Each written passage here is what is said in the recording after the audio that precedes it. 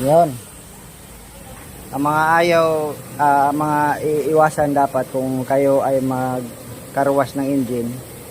Ito, huwag nyong tutok dito. Tapos yung, basta lahat ng mga ganito, mga sakit dyan, mga electric dyan. Mga dyan, huwag nyong tutukan masyado yung mga high harness dyan, huwag nyong ibabad. Pwede nyo padaanan sa yung pabuwagsa na tubig. Tapos dito mga box, yung mga kon dyan, sakit, huwag nyong masyadong tutok. Pwede yan mabasa, walang problema yan. Huwag nyo lang itutok. Yun yung mga tips ko sa paghugas ng engine. Huwag kayong matakot maghugas. Walang masisira dyan.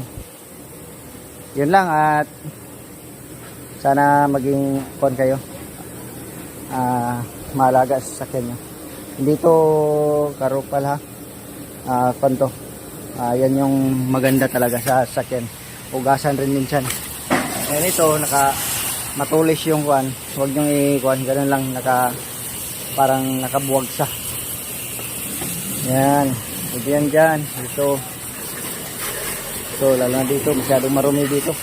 Malikabok. Dito gilid ng filter. Sa turbo. Okay lang yan dyan. Pwede yan ibabad dyan sa kuan. Yung mga harness, pwede padaanan lang.